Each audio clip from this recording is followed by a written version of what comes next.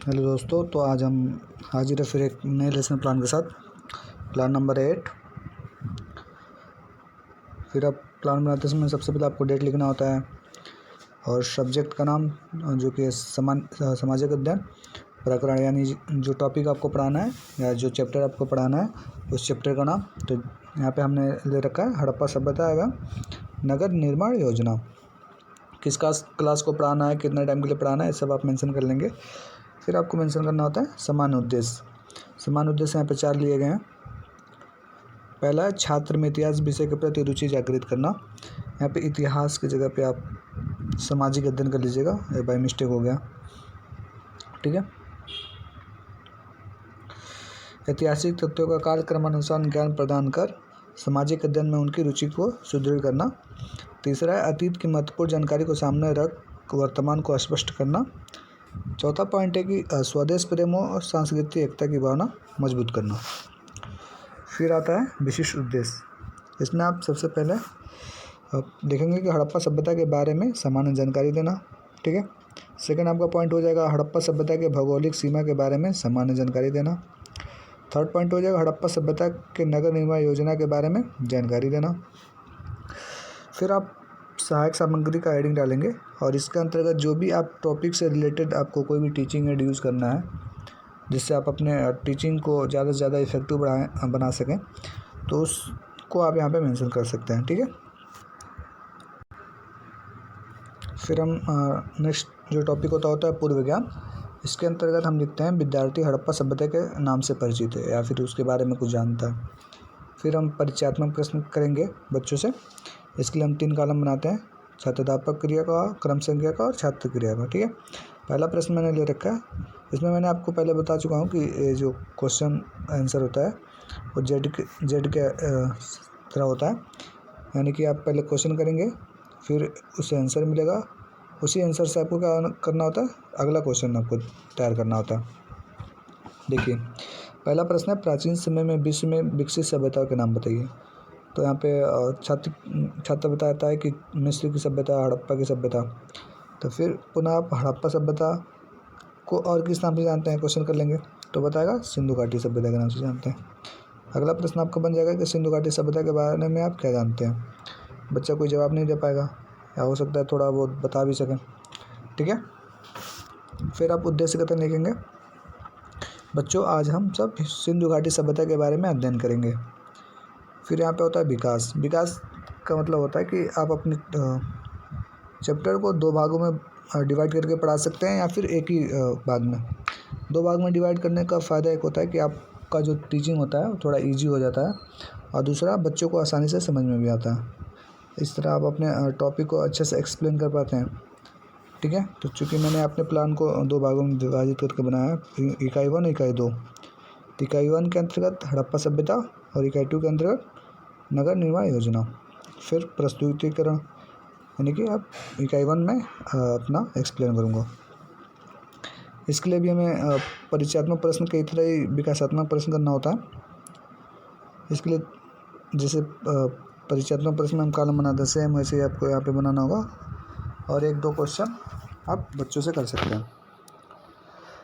जैसे मैंने पहला प्रश्न ले रखा है, हड़प्पा सभ्यता किस देश में विकसित हुई, तो भारत और पाकिस्तान।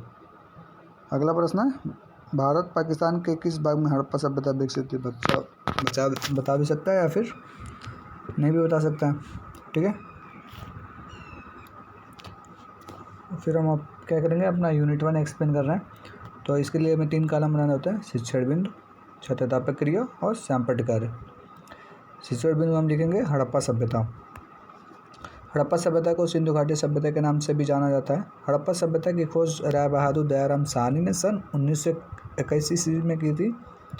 हड़प्पा सभ्यता उत्तर में जम्मू कश्मीर के मांडा जिले से लेकर के दक्षिण में गुजरात तक तथा पूर्व में उत्तर प्रदेश के आलमगीरपुर से लेकर के पश्चिम में बलूचिस्तान, जो अभी पाकिस्तान में है, पाकिस्तान का भाग है, तक फैला था, ठीक है। इसका जो कुल क्षेत्रफल था वो 12,50,000 वर्ग किलोमीटर था, ठीक है। यहाँ पे मैंने देखिए आप जो भी उसका क्षेत्रफल था उसका मैंने शॉर्ट में मिनिएचर लगा रखा है, ठीक है। अगर आप चाहें तो अपने प्लान में इसको भी लगा सकते हैं। यहाँ पे उत्तर में कहाँ तक फैला था, दक्षिण में कहाँ तक था, मैंने पॉइंट को यहाँ पे लिख दिया है। आप भी जब टीचिंग करें तो आप इन डाटा को आप सैमपट पे लिखते जाएं, ठीक है। अगर आप चाहें तो अपने एक्सप्लेन को और बढ़ा सकते हैं यहाँ पे। फिर हम मूल्यांकन प्रश्न करते हैं। तो मैंने यहाँ पे 2 प्रश्न दे रखे हैं। हड़प्पा सभ्यता कहाँ से कहाँ तक फैला था, और दूसरा प्रश्न है हड़प्पा सभ्यता की खोज किसने की थी, ठीक है। अब चलिए यूनिट 2 स्टार्ट करते हैं। यूनिट 2 है नगर निर्माण योजना। इसके लिए हमें फिर क्या करना होता है, विकासात्मक प्रश्न करते हैं। क्रम संख्या, छात्रता प्रक्रिया और छात्र क्रिया कलम बनाएंगे। आप प्रश्न करेंगे, जैसे मैंने पहला प्रश्न कर रखा है हड़प्पा सभ्यता की क्या विशेषता थी, तो उसका विशेषता थी नगर निर्माण योजना, और वहाँ पे जो सड़कें बनाई गई थी वो उसी के अंतर्गत आ जाएगा। फिर अगला प्रश्न है हड़प्पा सभ्यता में किस स्थल को मृतकों के शहर कहा जाता है। इस प्रश्न का उत्तर हो सके तो बच्चे ना दे पाएँ या फिर दे भी सकते हैं, ठीक है। फिर आप क्या करेंगे, अपने यूनिट 2 है उसको एक्सप्लेन करेंगे, बच्चों को बताएंगे। तो आपको प्लान बनाने के लिए आप फिर से आपको 3 कॉलम बनाने होते हैं, शिक्षण बिंदु, छात्रता प्रक्रिया और सैमपट कार्य का। शिक्षण बिंदु में आप लिखेंगे नगर निर्माण योजना। यहाँ पे आप एक्सप्लेन करेंगे हड़प्पा सभ्यता एक शहरी समाज था। यहाँ मुख्यतः 3 अलग अलग सामाजिक समूह रहते थे, शासक वर्ग, अमीर व्यापारी वर्ग और गरीब श्रमिक। शासक वर्ग के लोग दुर्ग यानी उठा हुआ हिस्सा पर रहते थे, जहाँ सार्वजनिक इमारतें, भंडार घर इत्यादि स्थित होती थी। व्यापारी और गरीब किसान निचले शहर में रहते थे, ठीक है। फिर सड़कों का प्रबंध कैसा था, तो नगर बसाते समय आवागमन की जो सुविधा थी वह सड़कों की समुचित व्यवस्था की गई थी, ठीक है। आवागमन के लिए सड़कें अच्छी बनाई गई थी, सड़कें चौड़ी थी तथा वे छोटी छोटी उप सड़कों एवं गलियों से जुड़ी हुई थी। ये सड़कें पूर्व से पश्चिम तक तथा उत्तर से दक्षिण की तरफ थी, यानी ऐसे एक दूसरे को समकोण पर काटती थी। इससे संपूर्ण नगर अनेक वर्गाकार आयतों में या खंडों में विभक्त नजर आता था। मोहनजोदड़ो का प्रमुख मार्ग जो था वो 9.14 मीटर व गली 3 मीटर चौड़ी थी, ठीक है। फिर भवन निर्माण कैसा था, तो इस सभ्यता के नगरों के भवन योजनाबद्ध तरीके से बनाए गए थे। प्रत्येक घर के बीच एक आंगन होता था जिसके चारों तरफ कमरे बनाए जाते थे।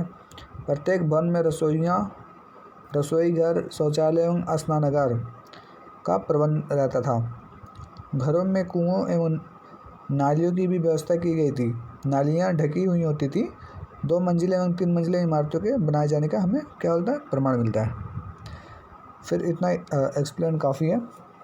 अगर आपको कोई इम्पोर्टेंट पॉइंट लिखना हो, बताना हो, तो बच्चों को आप सैमपट पर लिखते जाएंगे और जो लिखेंगे यहाँ पे आप मेंशन कर लेंगे कि क्या लिखना है। जैसे सड़कें कितनी चौड़ी थी, ठीक है, या फिर एक दूसरे को समकोण पर काटती थी, वो भी यहाँ पे मेंशन कर सकते हैं। हम मूल्यांकन प्रश्न देखते हैं। तो पहला प्रश्न है सिंधु सभ्यता के नगरों की क्या विशेषता थी, और दूसरा प्रश्न है सिंधु सभ्यता के नगर कितने स्तर में विभाजित थे। फिर हम पुनरावृत्ति क्वेश्चन करते हैं, ठीक है।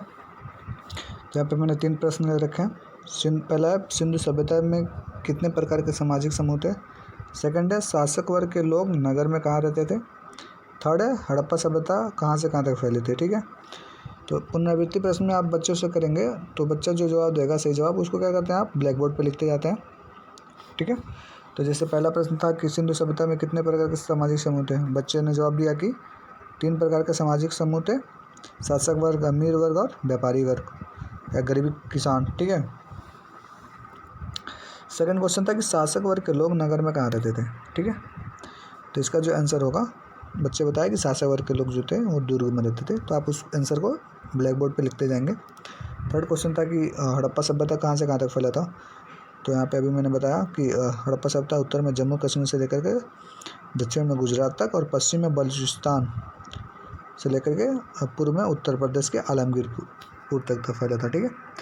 तो हो गया। फिर आप बच्चों से बोलेंगे कि इसको अपनी नोटबुक में मेंशन कर लीजिए। फिर आप उसको गृह कार्य दे देंगे। गृह कार्य में मैंने यहाँ पे प्रश्न उत्तर ले रखा है। यहाँ पे 3 प्रश्न है। आप प्रश्न उत्तर के अलावा आप चाहें तो इससे लिखा सकते हैं, फिर आप मिलान करने के लिए दे सकते हैं, ठीक है। तो अगर आपको वीडियो अच्छी लगे तो इसको लाइक और सब्सक्राइब कर दीजिए और साथ ही साथ अपने दोस्तों में भी शेयर कर दीजिए। धन्यवाद।